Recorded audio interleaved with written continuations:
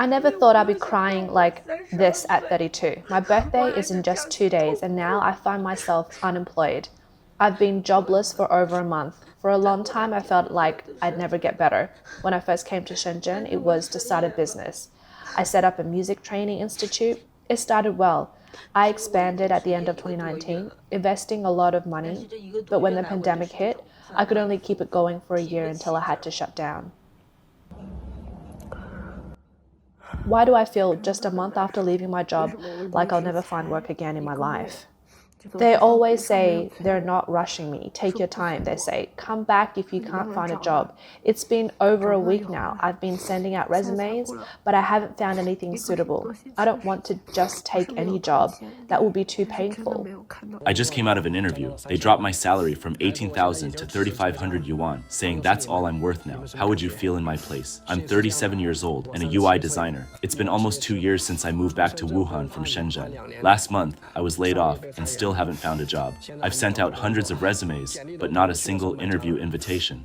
A few responses said I'm too old and not needed. Then, one reply said my experience was valuable and invited me for an interview. The salary range was 6,000 to 10,000 yuan, and it was close to home, just over 2 kilometers away. So I cycled there. The boss said his business wasn't doing well and could only offer a salary of 3,500 yuan, no social security or housing fund, 1 day off per week, and 10-hour workdays. My husband was laid off, and we spent the whole night awake, restless. He worked in a state-owned enterprise in Beijing, having joined in 2014, nearly 10 years ago. He was called into the office yesterday and told that the company was laying off 10 employees, including him. He signed the papers and was told not to come to work the next day. This news was devastating for us. Right now, he is the only earner in our family. I don't work. We have a mortgage, children, and parents to support. Unemployment feels like falling into an abyss. My husband has a friend who's a programmer. He's also unemployed, searching for work with no luck. Among our friends, 7 out of 10 are jobless. Some, unable to keep going, have started driving for Didi, a Chinese taxi company. With the new year approaching, we dread facing our parents back in our hometown. Everyone, hold off on job hunting for now. The year 2023 is witnessing a massive spike in unemployment. Whenever a decent job opening appears, thousands swarm to apply. Our company posted a vacancy for an ordinary programmer, and within 4 days, we received 1,200 resumes, many from outstanding candidates. It's been days, and we still haven't chosen the right person because we're picking based on education, age, and experience. Right now, there are just too many applicants, and it's a matter of choice. The job market is extremely tough. Under the continuing economic downturn in China, a new wave of private enterprise closures has led to a fresh round of layoffs. Closures lead to unemployment, which then causes decrease in spending, resulting in even more business closures and creating a vicious cycle of unemployment. Once a cycle starts, it's hard to stop, triggering a chain reaction that leads to the closure of the majority of private enterprises. On Chinese social media, many young people are sharing videos about their experiences of being laid off and discussing how hard it is to find work. This year, unemployment surge is impacting various employment groups. Pikachu, born into a family of public sector workers and educated in Beijing, returned to his hometown after graduation to work on a state-owned computer system company. On December 22nd, he told Radio Free Asia that he resigned from the company in May due to family circumstances. When he started job hunting again in July, he found it extremely difficult. I found that my applications were like throwing stones into the sea. The only ones who contacted me were insurance companies looking to boost sales. Then my father suggested I prepare for a civil service exam or something in social services. In the past few months, Pikachu applied for positions in a public institution with official status as a community guide worker, in hospital information science, and as a university counselor. During this process, he experienced firsthand the pressure that the economic downturn is having on employment. He recounted a recent experience applying for a community job where over 1,000 people competed for just 15 openings. He also mentioned that his former state-owned employer is planning to lay off at least half of its staff. In the overall bleak environment, the internet industry decline is intensifying, with many big Chinese companies such as Baidu, JD.com, ByteDance, and Lingtou experiencing a wave of layoffs sweeping across the industry. Recently, ByteDance announced a major scale down of its gaming business, Aquatic Lightyear, involving layoffs of 500 to 1,000 people, about 30% to 40% of its total staff. Surprisingly, ByteDance locked the rooftop before announcing the layoffs. Some netizens wondered how bad is it the employment environment now that companies have to stop distressed layoff workers from going to the rooftop. Layoff announcements from many companies, including ByteDance, often come as a shock, catching most employees off guard. Common stories include being notified in the morning and leaving in the afternoon, finding out about layoffs when work cards stop working, HR and security escorting staff as they pack up, and announcing layoffs to others only to be laid off themselves later that day. Imagine going to work in the morning only to find your work card isn't working, then you check your email and discover you've been laid off. HR and security watch as employees pack their belongings, escorting them out, fearing any incidents. One might spend the morning announcing layoffs to others, only to be told in the afternoon that they are too being laid off. On December 13, news of JD.com undergoing personnel adjustments drew attention. Several JD.com employees stated that the adjustments involve logistics, technology, retail, and industrial business lines. With the severance pay at N+1, a formula used to calculate the amount of severance an employee will receive upon being laid off, but no year-end bonus. Additionally, reports show that Alibaba is laying off 7% of its staff, with a wave of talent returning to unemployment. It's only November, and major tech giants nationwide are starting to lay off staff in succession. A female programmer working in the internet industry recently wrote, "Looking back at 2023, it's been a bumpy year. As I relish the joy of going home to the new year, I received a layoff notice. The day I was laid off, I chatted with many friends and relatives on WeChat, but I couldn't bring myself to tell my parents. That night, I mindlessly scrolled through TikTok, feeling extremely anxious, scared, worried, and uncertain about the future. Then came discussions with HR about severance, followed by the redundancy process a few days later, with me leaving the company with a heavy heart." As the new year approaches, many enterprises have yet to survive until the end of 2023, leading to widespread closures. Even the surviving businesses are facing significant declines in orders, causing many workers to return home early for the new year. The Dali Chuan Tong Tempered Glass Co. Limited in Foshan, Guangdong Province, also issued a vacation notice to its employees on December 4 that they would be on holiday from December 11 to March 11 next year. The company explains this break is because the economy is struggling and there is less demand for their products. Previously in July, Shenzhen Hua Mai Xing Micromedical Company announced a 10-month holiday due to insufficient orders. A netizen commented that this represents a shift in the era of mass migration for brief reunions, suggesting an end to the traditional Chinese New Year travel rush. In early December, videos of workers queuing on train stations in Guangzhou and other cities appeared on social media platforms, with netizens commenting that the wave of layoffs and unemployment is causing many to return home early, effectively starting the Chinese New Year travel seasons ahead of schedule. In recent years, China's economy has taken a sharp downturn. Exports, investments, and consumer spendings have all fallen short of expectations. The pressure of real estate and local debt are mounting, and the unemployment rate among young people has become so high that it's no longer being reported. The situation for private enterprises in China has never been as dire as it is today, with countless companies exiting the market every day. The operating pressures on Chinese textile companies are increasingly severe, with a growing number of bankruptcies and closures. Following the closure of many textile factories in Fuzhou City's Changle County, Feiten Textile, the largest textile factory in Zhejiang Province, is also facing bankruptcy and liquidation. Yiwu's largest textile enterprise, Feiteng Textile, has suddenly shut down. This nearly 30-year-old company employed over 800 people and had total assets of 250 million yuan. It boasted 50,000 spindles and produced over 7,000 tons of cotton polyester yarn annually. Such a large factory collapsed unexpectedly. The hardware of this factory was incredibly strong.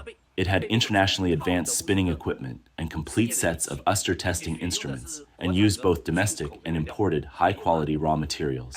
Certified under the ISO 9000 system, Feiteng Textile meticulously produced a high-quality range of yarns. With their technology, equipment, and management, they were very powerful. So how did it fail so suddenly?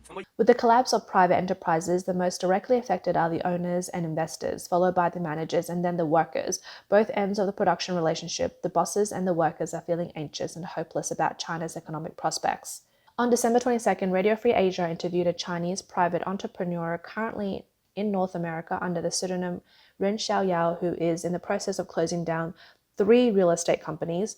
Ren Xiaoyao is pessimistic about the economic prospects under Xi Jinping's rule. He started downsizing his business in 2016, and by 2018, despite still having land and projects, he planned to wait a few years until after Xi Jinping's term to restart operations. However, the situation changed. Xi Jinping's policy of increasing state control and reducing private enterprise contradicted the core principles of reform, effectively ending people-centric reforms. After Xi Jinping amended the constitution in 2018 for potentially lifelong governance, Ren Xiaoyao decided to liquidate all his business in China.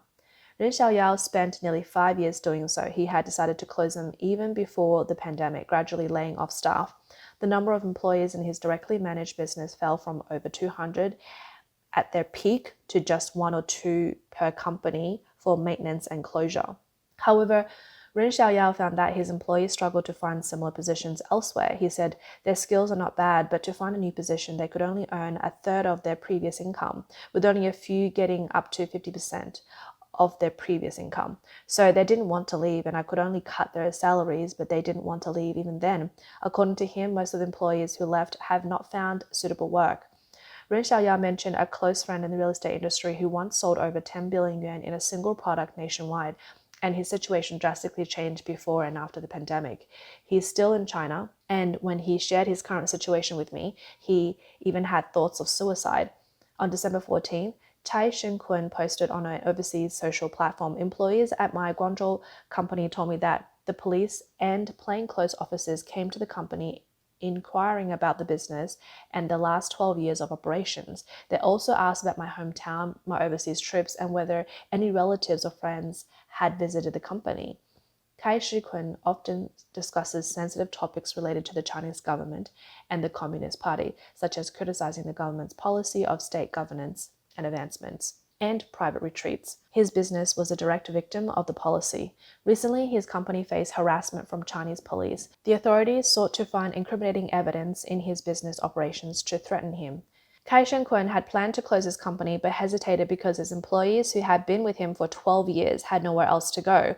A few years ago, he transferred his technical team to a tech company without compensation, leaving only administrative and sales staff whom he had supported until now. Kai Shen-kun's company specializes in smart lock recognition technology. Now his business is struggling to survive, facing the prospect of closure. On December 22nd, he told Radio Free Asia about the reasons for his company's closure. He said mainly because the government is leading some large tenders, that is, state-owned enterprises are dominating the bidding for large projects.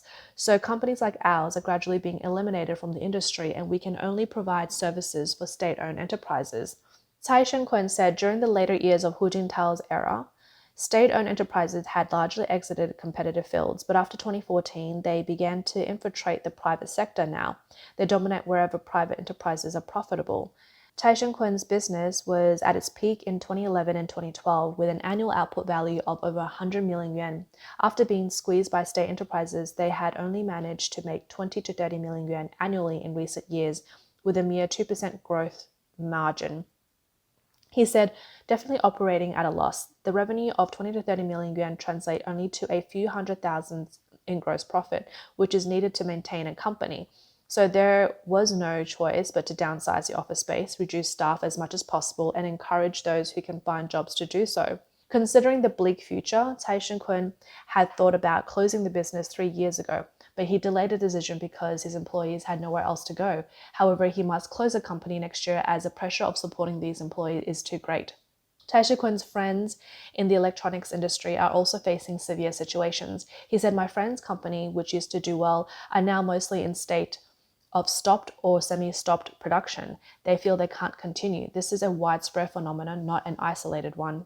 Since Xi Jinping came to power, he has focused on restoring the position of state-owned enterprises. Xi Jinping supports the strengthening of China's internal economy and sharing wealth more evenly through the governmental financial policies. He also favors increasing the role of state-run businesses while reducing the influence of private companies. Additionally, Xi Jinping is known for promoting an assertive and bold approach in international relations, often referred to as wolf warrior diplomacy.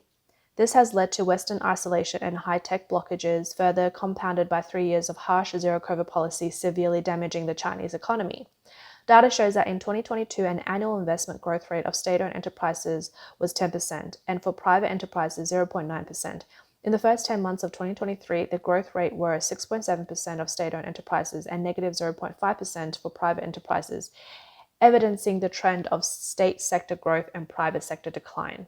An online commentator, Lao Man, wrote that with the continuous disappearance of large-scale enterprises, an unemployment wave in China is foreseeable, with urban residents' cash flow entirely consumed by real estate.